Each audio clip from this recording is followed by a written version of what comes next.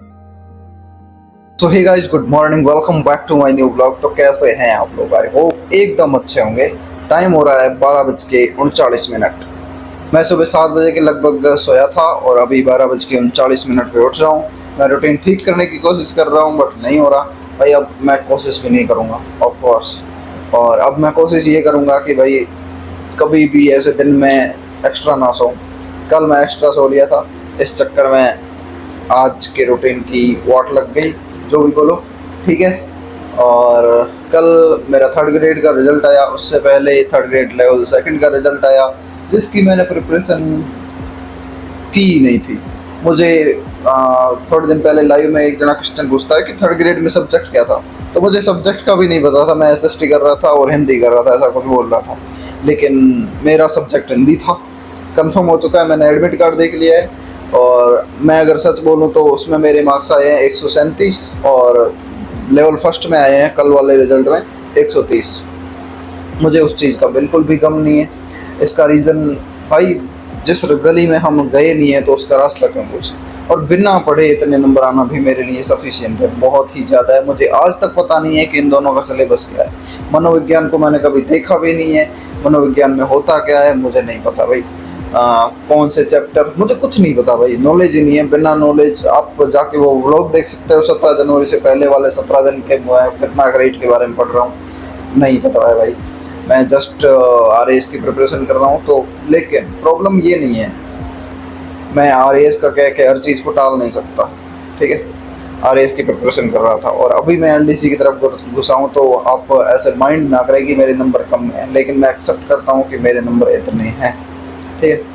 मेरे को इन सब की प्रॉब्लम नहीं है, इन सब का दुख नहीं है। लेकिन सबसे बड़ा दुख तब होता है जब मेरे कोई दोस्त, मेरे भाई कैपेबल है इस चीज़ के लिए और उनके एक दो नंबर कम पड़ जाए या थोड़े बहुत नंबर कम आ जाए, तब बहुत ही ज़्यादा दुख होता है। सीरियसली मजाक नहीं कर रहा। और कल रात को मैंने स्ट्रिंग भी सेट की थी, फिर मैं कंटिन्यू नहीं कर पाया। लेकिन कोई नहीं, जो है सो है। और इतने दिन ब्लॉग्स इसलिए नहीं आ रहे थे कि मेरे थोड़े हेल्थ इश्यूज चल रहे हैं फ़िलहाल। और एक और प्रॉब्लम आ रही है, सेल्फ डाउट। यार 6 महीने से लोग तैयारी करने पे बैठे हैं, मैं 1 महीने पहले शुरू हुआ हूँ, 1 डेढ़ महीने पहले, 1 डेढ़ महीने में क्रैक हो पाएगा या नहीं। बट इन सब को रखते हैं अब साइड में, कोई मतलब नहीं है भाई इन सब का।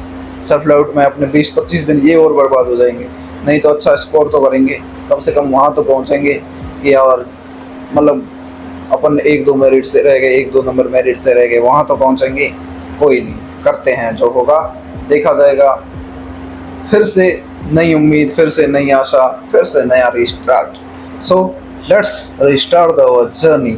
और रही बात ब्लॉगिंग की, तो इतने दिन मैंने सोचा ऐसे ही कर लूँगा मैं, लेकिन अब लग रहा है कि करते हैं यार, मज़ा नहीं आ रहा जीने में। ब्लॉगिंग के कारण मैं थोड़ा सा ऐसे मोटिवेट हो जाता हूँ। चलो कोई नहीं, अपने रूटीन को करते हैं start. Let's restart the blog. A few moments later. तो हेलो गाइस, टाइम हो रहा है 2:15 और अभी मैं अपने रूटीन को शुरू कर रहा हूँ। ब्रश वगैरह मैं अभी स्टार्ट करूँगा, लंच भी मैं अभी करूँगा। और इससे पहले मैंने थोड़ी देर के लिए सुरेंद्र से बात की और अभी गुलाब से बात की है। कल अपन एकदम से ऐसे फ़ोन करते तो मतलब ऐसे एक लगता कि टॉन्ट मार रहा है या कुछ भी बोलते तो, लेकिन अब माहौल थोड़ा सा शांत हो चुका है। तो अब अगर आपके आसपास भी कोई ऐसे पर्सन हो जिसने अच्छी इस चीज़ की तैयारी की थी या किसी एग्ज़ाम की और वो उसमें ऐसे थोड़ा सा अच्छा परफॉर्म नहीं कर पाया, मतलब रिजल्ट उसका थोड़ा सा डाउन रहा, तो गाइज प्लीज़ अप्रिशिएट हिम कि तूने जितना किया अच्छा किया। क्योंकि रिजल्ट अपने हाथ में नहीं होता भाई, चाहे कुछ भी कर लो, आप कितनी भी मेहनत कर लो, एट दी एंड कुछ पता नहीं चलता। वो आने वाले नंबर होते हैं, अपन ने पढ़ा उसमें से आया है तो अपन हाई लेवल पे चले जाते हैं, नहीं होते तो भाई डाउन चले जाते हैं। तो इट्स ओके, अब अपने रूटीन को करते हैं start. So let's go for the routine. आज जो हुआ सो हुआ, ठीक करेंगे भाई, अपने आप को इम्प्रूवमेंट करेंगे daily. Let's go. So hey guys, welcome back to my new blog. तो कैसे हैं आप लोग? आई होप एकदम अच्छे होंगे और अच्छे से अपने काम में तरक्की कर रहे होंगे। चलो मैं एक बात बताता हूँ, परसों थर्ड ग्रेड एग्जाम का रिजल्ट आया। उसमें कुछ एस्पिरेंट्स ऐसे होंगे जो इतना पढ़ के भी 1-2 नंबर से चूक गए, कुछ ऐसे होंगे जो यार बहुत कम पढ़ के बहुत ही ज़्यादा मार्क्स ले आए। अगर आप इन दोनों में से किसी एक की कैटेगरी में आते हो, अपर लेवल वाले थोड़ा सा शांत रहने की कोशिश करें, इधर उधर ज्ञान देने की कोशिश ना करें, बिकॉज कोई आपको अच्छा बोलोगे तो भी घमंडी या इगोइस्टिक समझ सकता है। मतलब ऐसे बोल सकता है कि अब सिलेक्शन हो गया इसलिए ज्ञान झाड़ रहा है। लेकिन जिनके कम मार्क्स है या कुछ ऐसी चीज़ें रही है जिनसे वो पीछे रहे हो, तो उन पे ध्यान देने की कोशिश करें। इसका तरीका ये हो सकता है, जो आपके आसपास के लोग हो और आपको ऐसा लगता हो कि इसने मेरे से कम मेहनत की थी फिर भी इससे मेरे इतने ज़्यादा मार्क्स आ गए हैं, तो मैं उनसे रिक्वेस्ट करूंगा, उनके पास बैठो, उनसे पूछो, एक एक चीज़ के बारे में पूछो। तुम्हें जो डाउट हो रहा है वो 2-3 दिन में पूछ लो, तुम्हारी कहाँ कमी रही, क्योंकि हाथ पे हाथ धर के बैठने से कुछ नहीं होगा। या मैं ये बोलूंगा कि गिव अप करने से भी कुछ नहीं होने वाला। अगर तुमने अपना टाइम इस जर्नी को दिया है तो भाई गिव अप करने के लिए तो बिल्कुल भी नहीं दिया। आपका एक टारगेटेड बेंचमार्क तो होगा ही, उस बेंचमार्क तक मुझे रुकना नहीं है किसी भी हालत। तो उस बेंचमार्क के कंप्लीट होने का वेट मत करो, बस ट्राई करते रहो कि भाई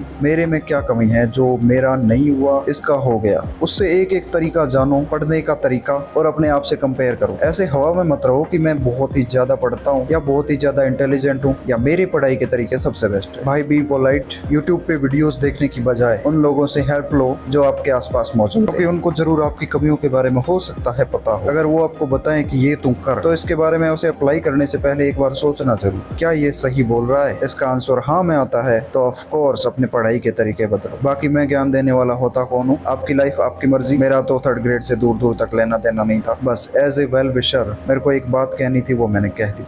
यहाँ पे मैं, मेरे को लग रहा है माइक ऑन करना भूल गया। यहाँ पे मैं ये बताना चाह रहा हूँ कि गाइस हम नहा धो के हो चुके हैं तैयार, अब टाइम हो चुका है लंच का, तो चलिए करते हैं लंच। अभी मैं बहुत दिन बाद व्लॉग्स बना रहा हूँ तो मेरी आदत छूट चुकी है कि मैं हर टाइम खाने वगैरह इन सबको बताऊँ, तो माइंड मत करना। लंच के बाद मैं स्टार्ट करता हूँ अपनी स्टडी। चलो अब मैं मेरा बता देता हूँ थोड़ा सा। मैंने 2024-25 अपने 20 से 22 महीने अपनी RAS की जर्नी को दिए। हाँ, मैं परफॉर्म नहीं कर पाया बढ़िया, मैं ये बोल सकता हूँ कि मैं कहीं भी स्टैंड नहीं करता। I am on zero. शुरू में हमसे बहुत ही सारी गलतियाँ होती है, स्टडी रिलेटेड, स्टडी की strategy related, over thinking related, stress related, mind management, time management, perfection और भी बहुत सारे इश्यूज होते हैं। तो मैंने भी वो फेस किए हैं एक नॉर्मल स्टूडेंट की तरह। और मैं ये डिसाइड करता हूँ कि मैं इन 2 सालों में कोई एग्जाम नहीं दूंगा, सिर्फ इसी की फोकस्ड स्टडी करूंगा, मतलब RAS की। बट आपको तो पता ही है कि जब शांति काल होता है तो कितनी प्रिपरेशन होती है। 2-4 दिन पढ़ लेते हैं, 2-4 दिन ब्रेक ले लेते हैं और पढ़ाई से ज्यादा टाइम वेस्ट होता है। और अगर मैं मेरी बात कहूँ, मैं भी उनमें से एक हूँ। मेरा शुरू से ऐसे रहा है कि मैं 2-4 दिन अच्छे से पढ़ लिया हूँ, उसके बाद मैंने थोड़ा लंबा ब्रेक ले लिया है और मैं अच्छे से नहीं पढ़ पाया। इस चक्कर में होता ये है, अगर हमने पीछे कुछ पढ़ लिया है वो भी 0 हो जाता है। तो एट दी एंड मैं यही बोलूंगा, आई एम ऑन 0।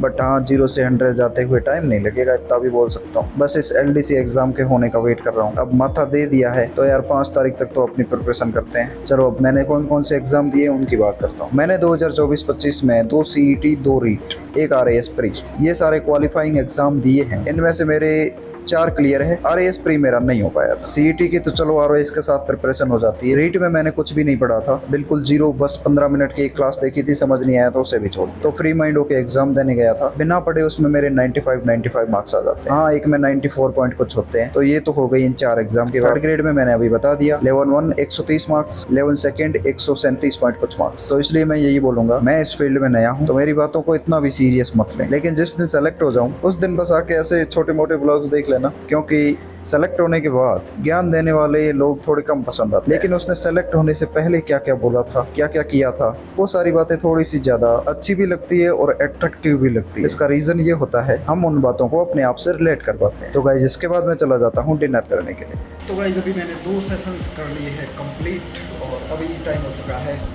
8:15। पता नहीं कैसे लाइव इंटरप्ट हो चुका था। आज का ब्लॉग थोड़ा सा इतना खास भी नहीं है, बट ठीक है जो है। तो अभी चलते हैं, पढ़ाई करते हैं, दिया बत्ती करते हैं। इसने तो कर रखी है।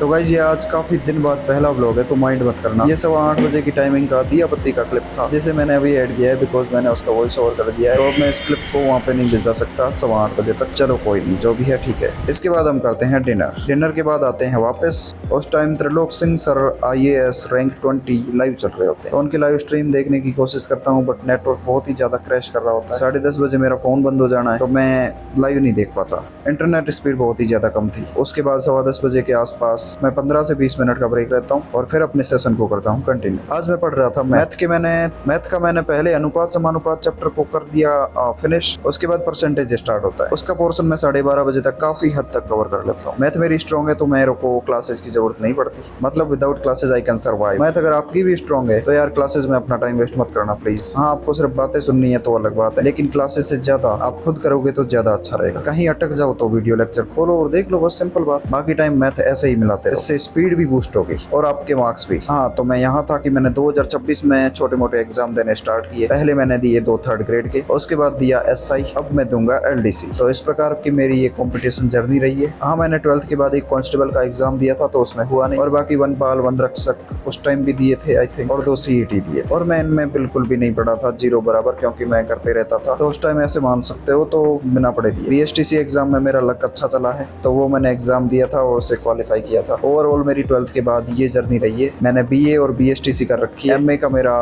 फाइनल ईयर चल रहा है, B.Ed मैंने करनी है। तो इस प्रकार मेरी ये एजुकेशन क्वालिफिकेशंस है और ये मेरा कंपटीशन बैकग्राउंड है। 2026 में मैंने डिसाइड कर रखा है कि मैं कोशिश करूंगा कि मैं हर वो कॉम्पिटिटिव एग्जाम दूं जो मेरी क्वालिफिकेशंस पे सूट करता है, और एग्जाम जस्ट फॉर एक्सपीरियंस और अपनी परफॉर्मेंस बूस्ट करने के लिए। लेकिन हाँ, मैं LDC के लिए पिछले 25 दिनों से सीरियस, और अगले 22-23 दिन जितने भी बचे हैं उनमें भी रहूंगा। अब कुछ लोग बोलेंगे कि B.Ed हो नहीं रखी तो आपने लेवल 2 का एग्जाम कैसे दिया? तो गाइस, जिनकी ग्रेजुएशन हो रखी है और BSTC कंप्लीट हो रखी है वो लेवल 2 का एग्जाम भी दे सकता है, और अगर जिगरा हो तो क्रैक भी कर सकता है और सेलेक्ट भी हो सकता है। मोहकम सिंह सोनू जैसलमेर इंटरव्यू सर्च कर लेना, आपको एग्जाम्पल मिल जाएगा। इसी के साथ इस ब्लॉग को करते हैं यहीं पे एंड। आई होप आपको ब्लॉग पसंद आया होगा। पसंद आया हो तो लाइक करो, कमेंट करो, चैनल को करो सब्सक्राइब। मिलते हैं नेक्स्ट ब्लॉग में, तब तक के लिए बाय गाइस।